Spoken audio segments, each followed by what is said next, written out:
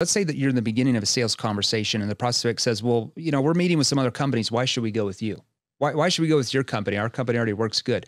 What would they say if they said, well, why should I go with you? What would they say at the beginning of a conversation? Just normal, everyday salesperson. What would they do? The average Joe would probably start talking about the competitor being worse. Well, why? How much better we are. Yeah, well, why wouldn't you? Like, we've got the best this, we've got the best this, we've got the best that. They'd get defensive, right? That's just a human reaction. So what you want to do in that type of situation is you want to disarm. It's like, you've ever read that book by Chris Voss, the negotiating, the FBI guy, where he's like, you talk about never split the difference. Never split the difference. You talk about disarming the situation. Well, sales is the same way. You have to disarm the prospect and take the sales pressure out of the conversation to get them to want to engage with you. So if somebody says, well, why should we go with you? What we train salespeople to do in companies, we say, well, I'm not quite sure you should yet. And I might need to know a little bit more about kind of what you're using now in that area, just to see if we could even help you in the first place. For example, and then I'm going to ask a situation question. So when I say, well, I'm not quite sure you should yet, and you pause for 2 to 3 seconds, what does that do to the prospect? Takeaway.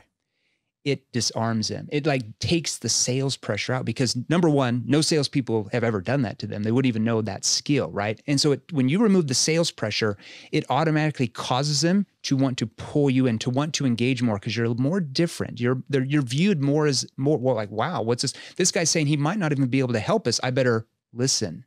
But if I say, oh, we can help you for sure, they do what?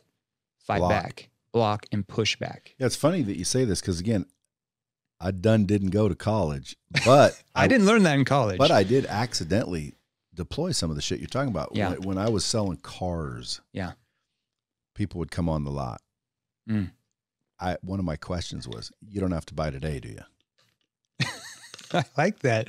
You disarm the situation, take the sales pressure. They'd walk up. I'm just looking. I'd say, no problem. You don't have to buy today, do you? And they'd be like, no, not at all. And then boom, taking the pressure. Out of curiosity, are you looking for 2-door, 4-door, sticker automatic? Come out, or I like it, or whatever. But yeah, that's exactly what you're saying. Yeah, I just naturally did it.